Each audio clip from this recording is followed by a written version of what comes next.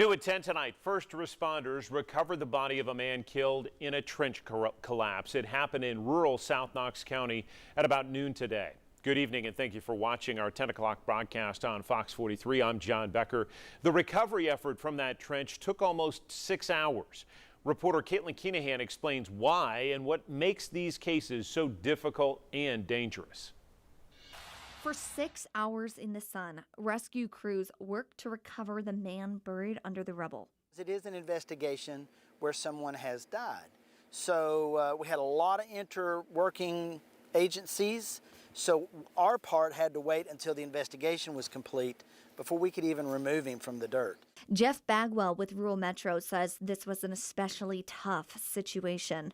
We believe there was a crew of about 4 or 5 people that were working on this operation. One was a father, one was a son.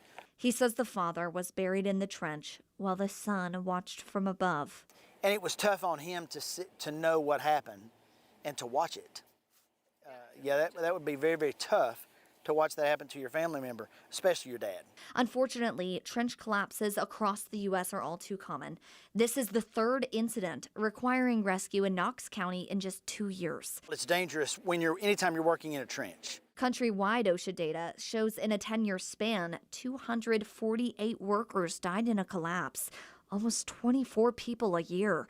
And in Tennessee, Monday's incident marks the third trench collapse death in the past 5 years. The most important thing is to follow the guidelines, to have the trench box, to do things like that by the book. TOSHA says the agency is currently investigating the circumstances that led to the worker's death.